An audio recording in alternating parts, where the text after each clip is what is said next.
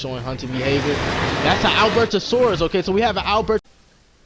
What's up, everybody? So we are back with episode 3 season 2 of Site B mode. So to recap what happened last episode, I actually gave you guys a tour of the research facility where we store some of Engine's firstly cloned dinosaurs back from the 90s, and we extract DNA from them before they die of, natural causes or old age. And I talked about how those dinosaurs will live out the rest of their lives in captivity.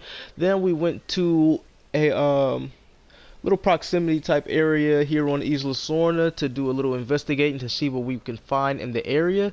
And to me, that was a pretty big episode because we shared a lot of good information with you guys, especially some of the hardcore fans, and I feel like you guys will really really appreciate that. So today here on episode 3, we're just going to explore Isla Sorna a little bit more.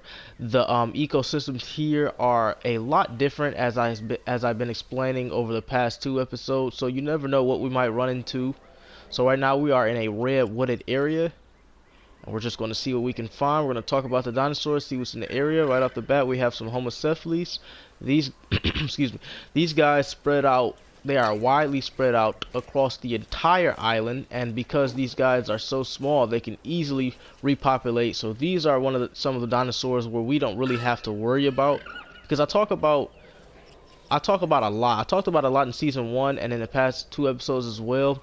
Dinosaurs that that kind of get low in numbers, we always have to repopulate them, but that isn't really the case with Homocephalus. Though they do get picked off a lot by a lot of carnivores, since they are so small, they can repopulate very easily, which is pretty good for them, because it ensures that it basically, their survival rate is like at 100%. You might as well put it at that. So you're gonna see these guys just like Edmontosaurus, just like I said about Edmontosauruses in season 1, just like the Pyroraptors. You're gonna see these guys just about everywhere here on Isla Sorna, and they get along with just about. I mean, they it's not really actually unexpected that they get along with a lot of other herbivores, and they can share territory with a lot of other herbivores because Homocephalus wouldn't really get in the way of anything. And here are some Ankylosauruses. So these guys, this actually surprises me because Ankies, from what we've studied from them being here on the island, they don't really stay in like large numbers. This isn't a large number. Let me see, 1 2 3 4 5, but it's a lot for them. Ankies are very social even to their own species, and here's some more Homocephalus. They're very social even to their own species, and these guys, like, fights break out between these guys very often. So yeah, and I believe they're okay. So here's some more actually. So yeah, that's pretty cool to actually see these guys all together. And some other things I really enjoy about documenting this footage with you guys is, sometimes I see things, obviously, I work here on the island, so I get to see a lot of things and learn new things about the dinosaurs, but sometimes I see things for a first time, so I'm constantly always getting surprised. So we have some more herbivores in the area. We have some Myosauruses and some Stygimolochs, and Myosaurus is also another one of my favorite Hadrosaurs after the Allura Titan. Probably my top 5: Allura Titan, Myosaurus, Edmontosaurus. So Myosauruses, they are not as widely spread as the Edmontosauruses here on the island and the Pyroraptors, but they are doing good in numbers. And we have, I don't know if there's a group, but let me see, that's not a Corythus, Centaurosaurus. So these guys remind me of Corythosauruses, obviously, because of the crest they have on their head. It's just a little bit, it's built a little bit different, but I'm not sure actually if these guys are, let me see, because I don't see a lot in the area. There could be a huge group of them. I doubt. That's the thing about Hadrosaurs, it's never just going to be a few. These guys stay in huge clusters. It's just like if you watch Animal Planet shows, and like there's something going on in Africa on Animal Planet, and you look at the wildebeest and the zebra, the gazelles. Those guys are in huge groups because they have to be. They have to be dinosaurs on alert. I'm so used to being on Isla Sorna, guys. It has to be, a lot of them on alert, the zebras, wildebeest, and gazelles, because they have to let each other know when there's carnivores or predators in the area. I thought this was a Triceratops at first, but it is a close relative of the Triceratops, Torosaurus. You will see trikes here on Isla Sorna a lot more than you will see Torosaurus, mainly because they are more good at their survival rate versus the Torosaurus, who's a little bit smaller. They tend to get picked off by large carnivores a lot. This guy's taking a little nap in the bush. But yeah, they tend to get picked off a lot by carnivores versus the Triceratops, who can fend off more larger carnivores at times. But that don't mean they're doing really bad. They're not really any herbivores that I have to worry about repopulating, not at the moment. And that actually happens a lot with a lot of our armored herbivores. You know, we don't have to worry about repopulating them that much versus, you know, our hadrosaurs here on the island. So as I said in the beginning of the episode, I just want to, sometimes we'll just pick certain areas of Isla Sorna and we'll just investigate and see what we can find in the area. That's where most of all the fun is at anyways, because you never know what big fight could be happening, what big hunt can be happening. And yeah, yes, the last episode was more so of a bigger episode because we got to explore that research facility. So here's some more Torosauruses along with some Centausaurus. Going to continue to explore our proximity. Some more Centaursauruses along with what's this? Okay, so we have a Metriacanthosaurus, and it appears that we have, okay, we also have a Metriacanthosaurus taking on a Pachyrhinosaurus. Oh wow. And this is since season 2 started, this will be you guys' first time actually getting to see Metriacanthosaurus and taking on our newly cloned dinosaur, Pachyrhinosaurus, at that. So these guys are both pretty bloodied up bad. I think the Metriacanthosaurus, that's the thing about when these dinosaurs fight, they recognize that they can cause great harm to each other and possibly even death.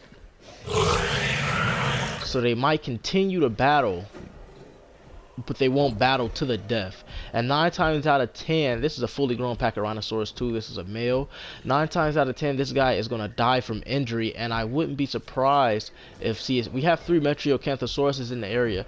I wouldn't be surprised if these guys wait alongside for him to die. And, you know, they can take him on, but here's another Pachyrhinosaurus, so they're sharing this territory with some Torosaurus as well, and Centausaurus.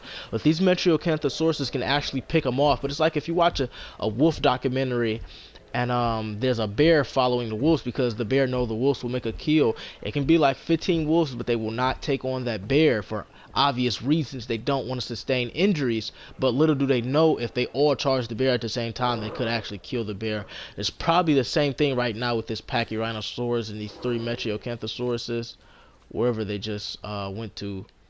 But food is actually pretty plentiful for them. Have Centausaurus, Myosaurus in the area, and Homocephalus. So we're going to come back to these Metriacanthosaurus. We're going to see what else we can find. We have some more Torosaurus. Torosaurus are pretty heavily populated in this area, along with some Centausaurus. I do believe that... Okay, hold on, wait. Okay, we have a Tyrannosaurus Rex. But this is actually no regular Tyrannosaurus Rex. So some dinosaurs here on the island, we actually keep track of them more than others, and we actually name them. Sometimes they get their names from certain things that they do, certain characteristics. So this is no regular Tyrannosaurus Rex. This is a female Tyrannosaurus Rex, and we call her Big Eatie. And the reason why we call her Big Eatie is because when she was a juvenile, she was taking down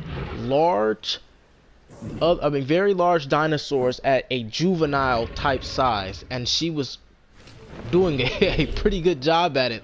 There would be times where when she was a juvenile, she would take on dinosaurs such as a adult Triceratops or something like that, or maybe adult Torosaurus, and she was excuse me, she was doing this all without any help of, you know, another Tyrannosaurus Rex or anything like that. So she's actually come a pretty long way. She's only about like 5 years old, so she's nowhere near the age of our doe from 97 that Dr. Ian Malcolm reported on, or nowhere near the age of Rexy from 93, even though Rexy was born in the 80s.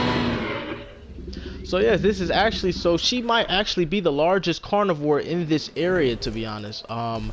She shares this area with plenty of food to hunt from, plenty of food to pick from. You got the Centausaurus, the Myosaurus, Homocephalus, Torosaurus, and she shares this area with other carnivores like Metriacanthosaurus. But based off my knowledge from us watching her over the past few years, well, I've only been here about a year now, but you know I know a lot about her.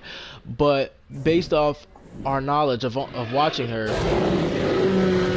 she wouldn't have any problem hunting, and her hunting abilities is like no ordinary other Tyrannosaurus Rex. So we'll possibly see her a lot throughout the episodes because she can definitely handle her own. She has not had any babies or been with a mated pair yet, and she hasn't even made it during mating seasons, or even, you know, called out to any other or sought out any other Tyrannosaurus Rexes during the mating season. So this is Big Eatie.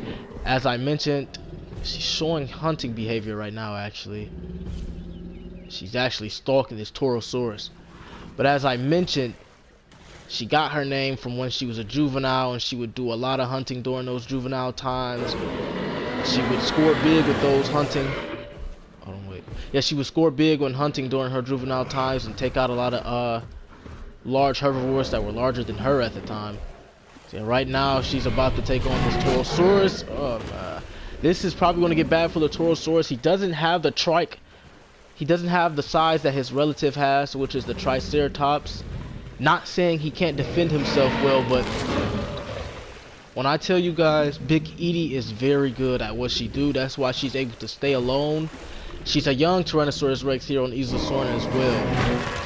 And as you can see, just like that, instantly. And as you guys know, our females mostly come in brown variations here on Isla Sorna. Doe and Rexy were, oh my god, the nerves is still shaking in this thing. But Doe and Rexy were actually a brown variation. Most of our female Rexes come in that variation, and our male Tyrannosaurus Rex come in a more greenish black variations and colorations. But as you can see, Big Eatie actually comes in those type colors that the males usually come from. So I don't know how many eggs she was clustered with when she was born, or if any of her siblings is still alive, or if they had any of the colorations that she had. I will have to ask my superiors because they've been working here longer than I have. But I think it's she had to have taken after her dad, because most of our female Tyrannosaurus Rex come in that brown pattern variation. So she had to have taken after her dad, which is very interesting. You know, at first glance you would think that this was a male, and she would actually pair up good with a buck Tyrannosaurus Rex or a bull Tyrannosaurus Rex, because they come in that green variant. She's not as green as them, she's more of a bluish type green, but I just think that is pretty interesting. So we're going to explore some more here, and we're actually going to come back to her. I'm glad that she was actually spotted. She was never seen in season 1, so I just never brought her up. Some of these, Isla Sorna, I can't stress this enough, guys. Isla Sorna is freaking huge. So these dinosaurs sometimes do good jobs at hiding. Like you can see, we spotted Big Eatie now, but we might not see her again for a long time. It just really just depends. So anyways, we have some more Torosaurus, and it look like a okay, actually no. So this is actually a Pyro Raptor. So this is a very good episode, guys. This is one of our other new dinosaurs that has been added to the ecosystem over the little break that we took from season 1 leading into this season now, which is season 2. So our Pyro Raptors were bred within that time, and they've spread it out around the island very, very, very quick. And I know for a fact this Pyro Raptor is not by itself. These guys are in large groups, and we have a Mamenchisaurus here too. So, but I don't think that Pyro, I mean, obviously that I don't see that Pyro Raptor, you know, hunting this Mamenchisaurus, even if it is in a group. But yeah, we've bred those. I mean, we've cloned those guys within that break that we took from season 1 going into season 2.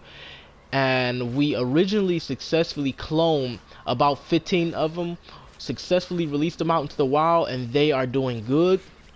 I have not known them to oh yeah, see, here's another one right here. I'm sorry if this camera is a little shaky, guys. I know I said we have the best GoPro cameras around, which we do, but I believe this one that I have is not really charged up good enough right now. But I already started filming, so I'm not gonna really, you know, switch cameras right now. But as I mentioned, I have not known these guys to coexist with our Velociraptors here on the island, or our what we see the last episode, Tyrannosauruses, which are other small, very small carnivores like our Velociraptors and our Pyroraptors here that we have. These guys are successful, very successful hunters. Okay, we about to see what's about to happen. This guy is showing hunting behavior. That's an Albertosaurus. Okay, so we have an Albertosaurus here. A Albertosaurus is one of our newly cloned dinosaurs off our new engine list from season 1. You guys never got to see it because that season ended and we have to release the rest of the dinosaurs off air. But we have 2 Pyroraptors hunting an Albertosaurus, which is a close relative of Tyrannosaurus Rex. And I don't know why he's not running. He could possibly already be injured, or he could possibly just be standing his ground. So this is a heavy populated area full of herbivores and carnivores. Did he kill both of them? Wow, these guys must sustain very bad injuries from falling onto the ground. This is you guys' first time looking at an Albertosaurus. We're gonna have to catch up with him with our GoPro camera. And if you guys remember, this guy in season 1, when I announced that new engine list, he was a part of the dinosaurs off of our new engine list that we were going to release. Only problem was season 1 ended pretty early, so you guys never got to see him get released. Here's some Stygimolochs. So this is you guys' first time seeing an Albertosaurus, and he successfully took on 2 Pyroraptors that were actually trying to hunt them down, and they are actually dead now. So as you can see, our Pyroraptors are, I guess you can say, not as smart as our Velociraptors here on the island, because Velociraptors would not have probably tried to take on, at least not 2 of them versus the Albertosaurus. The Albertosaurus obviously does not have the massive size of its relative, the Tyrannosaurus Rex, but I mean, it can for sure still pack a punch, and it would take more than 2 Pyroraptors to take it out.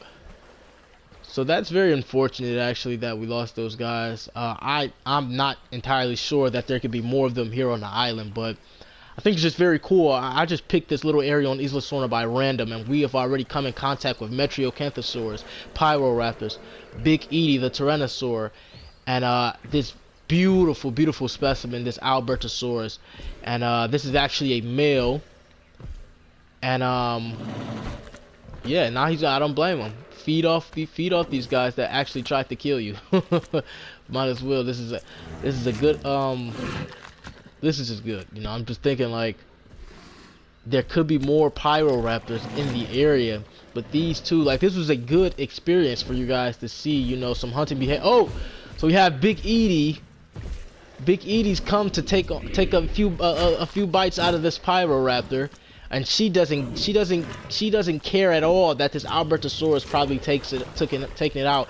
And this is a perfect example, perfect experience for you guys to see some scavenger behavior from the Tyrannosaurus Rex, because before we came and done the beautiful work here to bring these creatures back, it was rumored, I mean, it was heavily talked about among scientists that, you know, what was the Tyrannosaurus Rex, a scavenger or a hunter? And I believe it's just like, you know, some of the wildcats we have in the wild, you know, tigers, leopards, cheetahs, lions. You know, give those guys an opportunity, put a meal in front of them, they're going to go scavenge for that meal. You know, they're hunters, but they're also going to go scavenge as well. So Big Eatie is not worried about the Albertosaurus. The Albertosaurus obviously left Big Eatie alone to go eat on the kills that he just made, but he knows that he wouldn't have no chance in the world against her. He's probably still a little bit wounded from those Pyroraptors, so he's just resting a little bit, and there's no telling how much time that Big Eatie spends hunting. She already devoured up the entire Pyroraptor, so she's probably a little bit dehydrated. Here's the other one right over here, the one that the Albertosaurus was feeding on. So like I said, sometimes we can keep track of our dinosaurs even if we don't name them. That's our job. But like I said, sometimes when they develop special characteristics, we kind of get attached to them, which is what happened with Big Eatie, which is why we decided to name her. And at 5 years old, she's definitely in her prime. She has nothing to worry about. Fully grown, an excellent hunter, an excellent scavenger, an excellent survivor overall. And she picks what we've noticed from studying her here from her being here. She picks certain territories where she won't have to compete, though she will fight if she have to fight other Tyrannosauruses, other large carnivores like Carcharodontosauruses, which are on this island, and Spinosauruses, which are on this island. She will fight, but she'll choose not to. And this area that she chosen is very, very smart, because she has a wide variety of dinosaurs to choose from, and the carnivores that she do share this island, this little proximity with, is not a lot of carnivores, or nothing that can, you know, pretty much threaten her. So we're going to explore a little bit more of the area. We have our huge herbivores here, like our Myrmentosauruses, which would have nothing to worry about. You know, we still got some Taurosauruses in the area.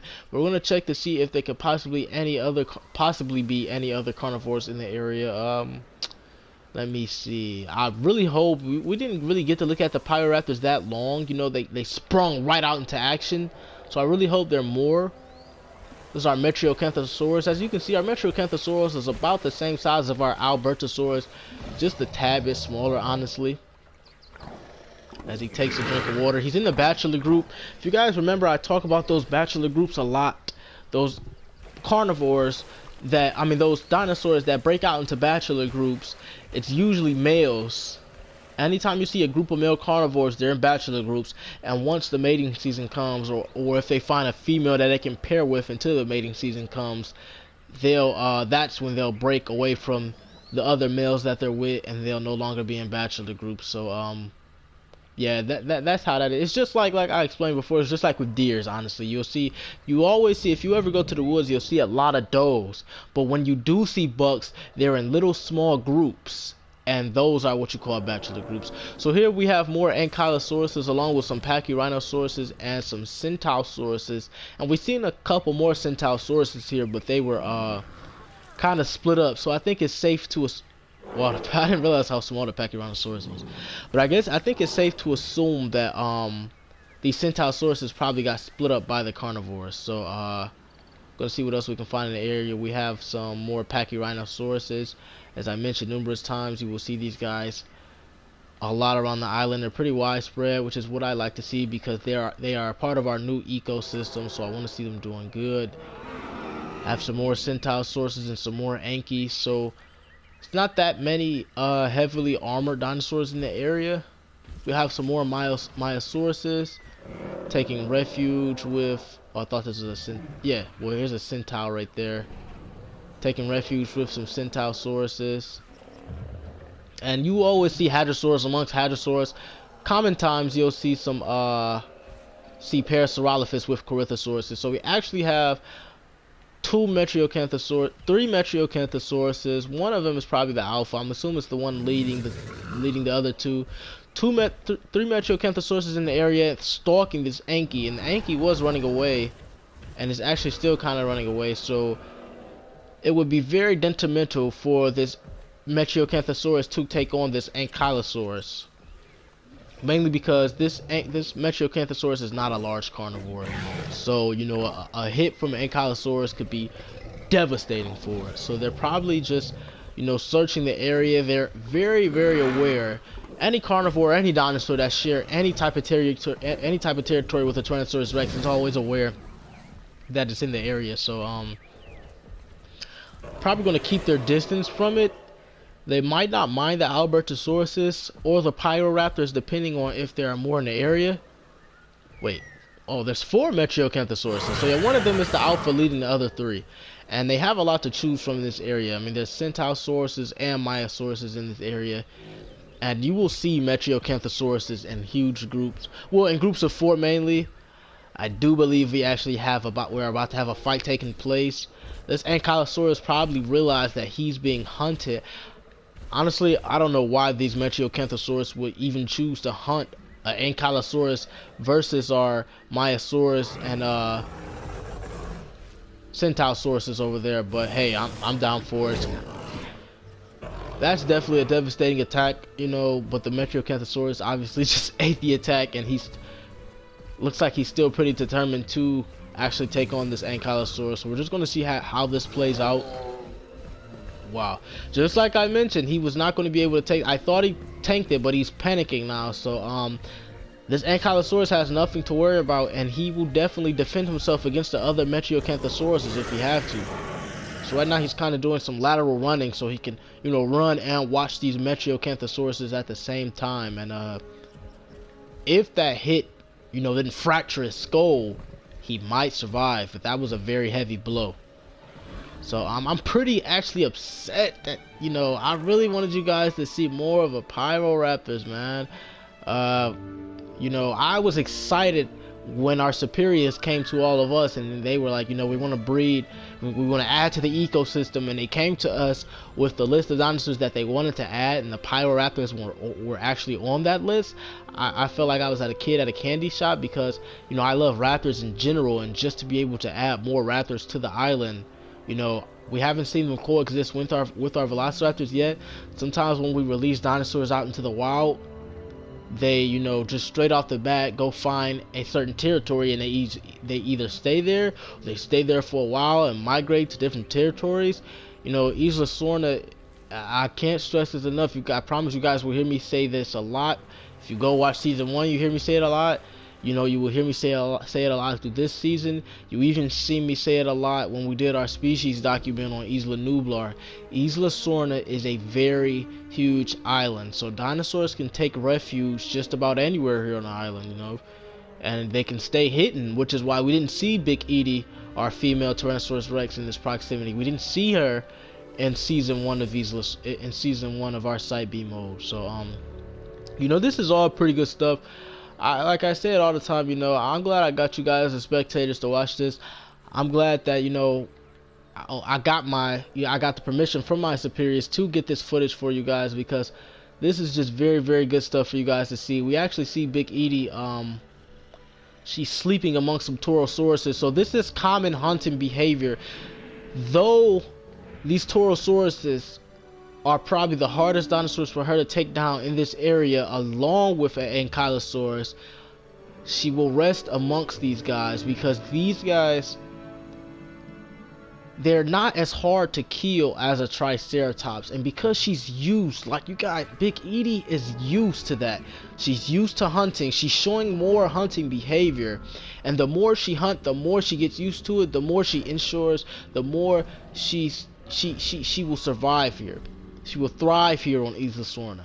And I don't think this guy's dead. I just think he's asleep. I don't think he realized that. He has to be in a deep sleep for him to not realize. Either he's dead or he's asleep, and I don't see. He has to be sleeping. I don't think he realized. Okay, yeah, he was asleep. He'll realize now that Big Eatie is next to him. And this guy. Let me see. He's getting ready. One of them is getting ready to defend this territory. Okay, a fight is getting ready to unfold now. Yeah. Big Eatie, she's very territorial at that too. She's very territorial. And as you can see, she jumps right into battle, you know, with no hesitation, without giving it any second thought. And this Torosaurus that you know, when you study these creatures for so long, you can pick up the behavior. And it would be very smart for the rest of these Taurosauruses to actually watch. Wow, I'm surprised. All that talking I did about Big Eatie, though she is a very successful hunter. Where does she run off to? Though she is a very successful hunter, she's not stupid. She will know when to back off. And it's crazy, I was just about to say it would be very smart for these guys to actually hop in. But that could be why Big Eatie actually ran off. This little area is like very, very heavily populated with, you know, a group of Taurosauruses. And though that boy took a bad bite, he'll probably recover. He'll definitely recover. He has some scars, could be from some other carnivores, but he'll definitely recover. See our Mamenchisaurus trying to get a a nice little view way up top. But though Big Eatie is a very successful hunter, she's not dumb by no means. She's not dumb at all. She could easily tell that she was outnumbered there. I would love to know where she ran off to, though. If I were, you know, if I could give Big Eatie some advice somehow, I'd tell her, you know, stay close to the Stygimolochs or the Centaursauruses. You know, you got better chances with those guys. But technically, what she's doing is smart. I wish I knew where she ran off to. But what she's doing is very smart. If she spend more time hunting off the Taurosauruses or Ankylosauruses, she'll have more Hadrosaurs to choose from. if she hunt off a lot of hadrosaurs in this area, the less hadrosaurs she'll hunt, the more hadrosaurs will think that this area is an okay area to be in. And honestly, it is. I mean, you have the carnivores that are in this area, but truth be told, this is a good area for hadrosaurs to be in. And if she spends too much time hunting off these hadrosaurs, they'll eventually put 2 and 2 together and realize, oh wait, so we have some more ceratopsians in this area. We have a Myosaur over here. We have some Ceratops. So you guys actually haven't seen these guys since season 1. So you know, it's pretty cool. We actually, the bachelor groups are all over this island. You know, we have some. These are all males here. We know they are male. We know they are males because of the variation and the color. So yeah, we have some Ceratops, Ankylosauruses, and Taurosaurus. So 2 ceratopsians and another armored dinosaur, which is the Ankylosaurus. So they don't really have too much to worry about here. You won't see that Albertosaurus. Here's Big Eatie now. You won't see that Albertosaurus or the Metriacanthosaurus try to attack them. What we just seen with that Metriacanthosaurus attacking that Ankylosaurus is actually pretty rare. She's showing hunting behavior again. She's probably not satisfied, and she could be hungry again. Oh wow, we have a Minimi. So here's another dinosaur of from our new ecosystem that we added into the ecosystem. And this Minimi, just like that, Big Eatie took out the Minimi. I was just gonna say this Minimi was not gonna stand a chance. And I could be saying it wrong, you know, I call it Minimi. This Minimi was not going to stand a chance against Big Eatie or no other Tyrannosaurus, no other large carnivore or anything like that. And now she's... Oh my god, what's going on now? She's hunting again now. She's hunting some Stygimolus that look like she just took out... Oh my god. I'm telling you guys, Big Eatie is... This is why we call it this. This is, not only was she taken out when she was a juvenile, not only was she taking out large herbivores while she was a little bit smaller Tyrannosaurus Rex at the time, we call her Big Eatie because she has a huge appetite. She's very territorial and she hunts a lot. She just killed Minimi after attempting to kill the Taurosaurus. After she killed the Taurosaurus earlier, I can only assume she didn't try to eat off Minimi because maybe she don't like Minimis. We have the Albertosaurus. Now the Albertosaurus is eating her kill, and earlier she ate his kill, which is pretty interesting. But poor Minimi, you know, I don't know if there are any... Okay, well, I was just about to say I don't know if there are any other Minimis in the area, but here we have one.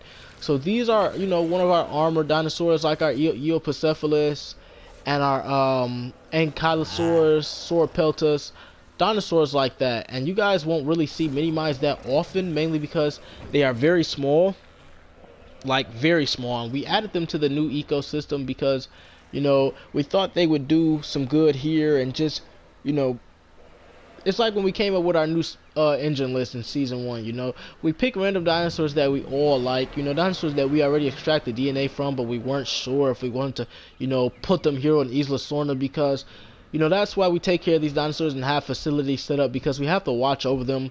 Technically, I don't want to say we do more harm than good, but when we add a carnivore or anything like that, it only increases the chances that herbivores will, you know, fall into extinction here a lot quicker on Isla Sorna. But that is why, you know, we repopulate dinosaurs that, you know, when dinosaurs numbers get low, as I mentioned numerous times, we repopulate them. So, cool to see that the Albertosaurus is still here. Just heard Big Eatie roar, but, here she is, actually. So, yeah, and I wouldn't be surprised if Big Eatie is... I thought she was hunting again. You never know with her. This is literally why we call her Big Eatie, and, she does very good at... She's very good at hiding. We didn't see her in season 1, you know. She probably told certain territory that she probably wanted little human activity in her territory, and though she doesn't realize these GoPro cameras are here, we still comb out certain areas before we, you know, set up shop in a certain area with our GoPro cameras.